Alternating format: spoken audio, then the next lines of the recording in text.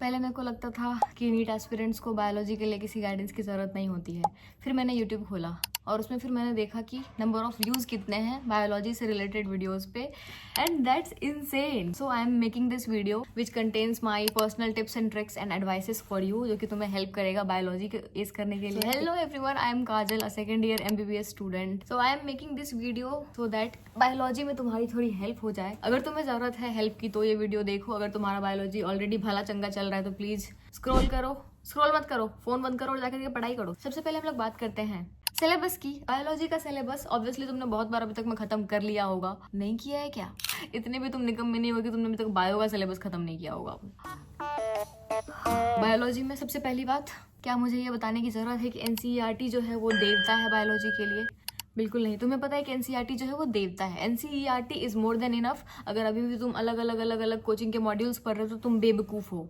NCERT को follow करना है, NCERT को समझने की कोशिश करना है, NCERT को लाइन बाय लाइन तुम्हें घोल के पी जाना है बायोलॉजी के लिए। इतनी बार तुम्हें NCERT पढ़ना है कि तुम्हें अगर कोई सपने में भी पूछ देना, कोई तुम नींद में और आसपास में कोई आधा लाइन बोले और बाकी NCERT का लाइन तुम कंप्लीट कर दो। इतना तुम्हें बायोलॉजी का NCERT पढ़ना है। मान लो कुछ ऐसे यूनिट्स है जो तुम्हें प्रॉब्लम देते हैं, उसके लिए तुम यूट्यूब से कुछ लेक्चर्स देख लो, साथ में तुम NCERT खोल लो और उसके बाद फिर तुम समझ लो। और एक ही बार तुम लेक्चर देखोगे, तुमने एक बार समझ लिया, उसके बाद फिर तुम वापस से उसको रिवाइज करोगे। मोस्ट इंपॉर्टेंट रीजन मेरे को बायोलॉजी पे वीडियो बनाना था इज योर रिवीजन टाइम। तुम्हें क्या करना है, अभी से लेकर के नीट तक में तुम्हें अपना रिवीजन टाइम घटाना है।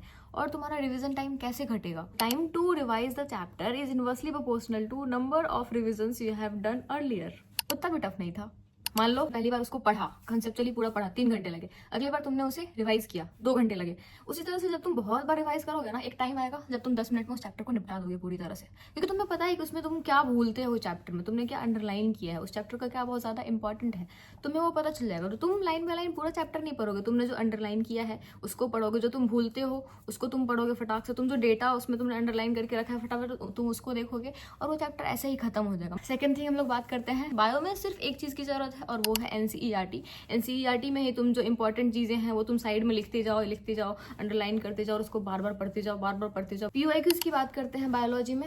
PYQs तुम्हें कितने साल का करना है? तुम्हें 2017 के बाद का कर लेना चाहिए, उससे पहले का आई डोंट थिंक ये उतना नीड है। रिसेंट जो अभी का पैटर्न चल रहा है उसका तुम कर लो PYQs। बस एक चीज मैं तुम्हें बता सकती हूँ एडिशनल, लास्ट टाइम में तुम क्या कर सकते हो ना, PYQs वाला मॉक दे सकते हो। मतलब मॉक मतलब ये नहीं कि केमिस्ट्री का अलग बायो का अलग, पूरा का पूरा लाइक 2022 का तुम्हें मान लो मॉक देना है। तुम 2022 का जो पेपर आया था तुम उसको प्रिंट कराओगे, OMR लोगे, इसके साथ तुम बैठ जाओगे, टाइमर लगाओगे। जितना नीट में टाइम मिलता है उससे तुम आधे घंटा कम लो, क्योंकि वहां पे तुम्हें बहुत कुछ करना होता है। तो तुम आधा घंटा उससे कम लो, तुम उसको सॉल्व करो, ठीक है। उतने टाइम में तुम पेपर खत्म करो, मैच करो, उसका एनालिसिस करो। This is what I am talking about. और लास्ट में मेरे को ये चीज, इस चीज ने बहुत हेल्प किया। नेक्स्ट चीज हम लोग बात करते हैं, बायोलॉजी में तुम्हें सिली मिस्टेक से बचना है। बायोलॉजी का जो क्वेश्चन होता है वो थोड़ा थ्योरेटिकल क्वेश्चन आते हैं, उसमें तुम्हें बहुत पढ़ना पड़ता है। तुम पेपर को ध्यान से पढ़ोगे, पहली बात जो नॉट करेक्ट, इनकरेक्ट और नॉट इनकरेक्ट होता है उसको तुम अंडरलाइन और गोला लगाओगे। ऑप्शंस को तुम ध्यान से पढ़ोगे, उसमें क्या पूछ रहा है उसको तुम ध्यान से पढ़ोगे। This is very basic, but मैं तुम्हें एक बार याद दिला देती हूँ। बायोलॉजी जो है वो तुम्हारा स्ट्रॉन्ग पॉइंट है, उसमें तुम्हें कोशिश करना है कि तुम मार्क्स लूज ना करो। बायो में तुम्हें ट्राई करना है कि तुम 360 में 360 लेके आओ, तभी तुम्हारा थोड़ा सा एक सेफ स्कोर होगा। सिली मिस्टेक्स के ऊपर मैंने एक अलग से वीडियो बनाया है, तुम वो भी देख सकते हो। क्वेश्चन तुम बहुत ध्यान से पढ़ोगे, ऑप्शंस तुम सारे पढ़ोगे लास्ट तक। हो सकता है लास्ट में ऑल ऑफ दीज हो सकता है लास्ट में नन ऑफ दीज हो। बायोलॉजी में सबसे ज्यादा इंपॉर्टेंट है कि तुम NCERT पढ़ो और पेपर अटेम्प्टिंग स्ट्रैटेजी तुम अपना बहुत अच्छा रखो। और जब तुम पेपर अटेम्प्ट करना स्टार्ट करते हो, कोशिश करो सबसे पहले तुम बायोलॉजी ही अटेम्प्ट करो, उसके बाद केमिस्ट्री करो, फिर फिजिक्स करो। या फिर अगर तुमने मॉक में पहले फिजिक्स किया तो तुम फिजिक्स ही करना, ठीक है। जितना भी तुम मॉक दे सकते हो मैक्सिमम मॉक दो। रिवीजन की बात करते हैं, तुम बायोलॉजी में कैसे रिवाइज करोगे? क्या तुम पूरा NCERT उठाओगे और उसको पढ़ लोगे हर टेस्ट से पहले? क्या ये पॉसिबल है? Are you a robot? क्या करना है तुम्हें? तुम जो मॉक दोगे उसमें तुम देखोगे तुम्हारी क्या गलतियां हुई हैं। NCERT उठाओगे उस चैप्टर का, तुम देखोगे तुमने क्या सोचा था और इस क्वेश्चन में क्या डिमांड कर रहा था कि तुम्हें क्या सोचना था। तुम्हें मान लो कि ये क्वेश्चन है, ये टॉपिक है जो कि तुम्हारा हमेशा गलत होता है, उसको तुम मिस्टेक बुक में नोट कर लो। आई होप कि तुम्हारा एक मिस्टेक बुक होगा, अगर नहीं होगा तो एक पतली सी कॉपी ले लो 5-10 रुपए वाली, और उसमें तुम लिखना स्टार्ट कर दो कि ये गलतियां हो रही है, और उसको एक बार नीट के मॉक से पहले और एक बार नीट से पहले तुम रिवाइज कर लेना। मिस्टेक बुक का बेसिक कितना ही कॉन्सेप्ट है। बायो के रिवीजन के लिए ना रिवर्स होता है। मान लो तुम्हारा कोई यूनिट वीक है, तुम्हें उसको रिवाइज करना, उससे पहले तुम क्या करोगे कि उस यूनिट के क्वेश्चन उठाओगे, तुम उसको सॉल्व करोगे, ठीक है। सॉल्व करोगे, तुम देखोगे कि अगर मान लो कि तुम्हारा उसमें 2-3 क्वेश्चन ही गलत हुआ, बाकी सब सही हो गया, तो तुम्हारा यूनिट वो ऑलरेडी अच्छा है। वो तुम्हारे दिमाग का भ्रम है कि वो अच्छा नहीं है, फिर तुम्हें वो यूनिट कुछ ज्यादा ही पसंद है, मे बी। ये ऐसा होता है ना जनरली कि जो मॉक में एक क्वेश्चन गलत हुआ किसी एक टॉपिक का, ठीक है, तुमने सिर्फ वो टॉपिक उठाया, तुमने एनसीईआरटी से पढ़ लिया वापस से, मान लो कि अगले टेस्ट में फिर उसके अगले टेस्ट में भी उस चैप्टर का दूसरा टॉपिक गलत हो गया, तो वो तुम्हें क्या सिग्नल दे रहा है? वो तुम्हें सिग्नल दे रहा है कि तुम्हारा वो चैप्टर वीक है। उस केस में तुम क्या करोगे? मान लो 2-3 टेस्ट में तुम्हारा अलग अलग टॉपिक्स एक ही चैप्टर का गलत हो रहा है, उस केस में तुम पूरा चैप्टर उठाओगे और उसको पूरा रिवाइज करोगे। लेकिन अगर मान लो किसी एक चैप्टर का पर्टिकुलर टॉपिक गलत हो रहा है, तुम सिर्फ वो टॉपिक उठाओगे, पढ़ लोगे, बात खत्म। एक मैं एडिशनल टिप अपनी तरफ से दूंगी, मेरे पास अभी एनसीईआरटी बुक तो नहीं है। मान लो ये एक चैप्टर का एक टॉपिक है, ठीक है, मान लो कि ये बायोलॉजिकल क्लासिफिकेशन का एक टॉपिक है, इसको तुमने रिवाइज करा, ऐसे पढ़ा, फिर तुम उसके बाद आगे बढ़ गए, ठीक है, उसके बाद फिर तुम नेक्स्ट चैप्टर पे चले गए, तुम उसको रिवाइज कर रहे हो।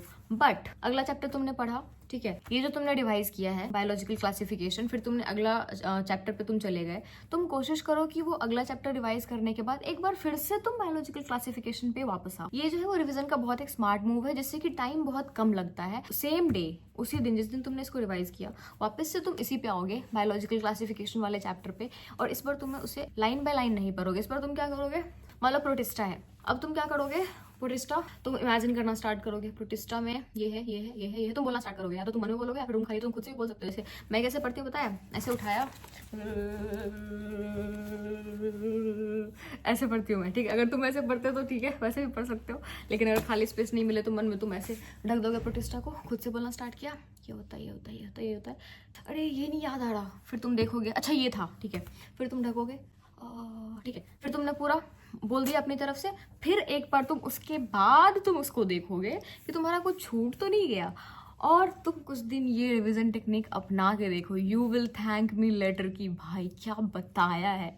इससे क्या होगा कि तुम्हें वो चीज़ बहुत लॉन्ग टर्म तक याद रहेंगी, क्योंकि तुमने एक बार रिवाइज किया, फिर तुम वापस आए, फिर तुमने खुद से बोला दूसरा रिवीजन, फिर तुम देख रहे हो जो तुम भूल रहे थे उसका भी दूसरा रिवीजन, फिर तुमने वापस से देखा कि कुछ छूटा कि नहीं छूटा। पहले तुम एक बार उसको पढ़ के छोड़ दे रहे थे, और अब तुम उतने ही टाइम में उसमें 15 मिनट एक्स्ट्रा लगा के तुम उसको 3 बार रिवीजन कर ले रहे हो on spot. Like just imagine.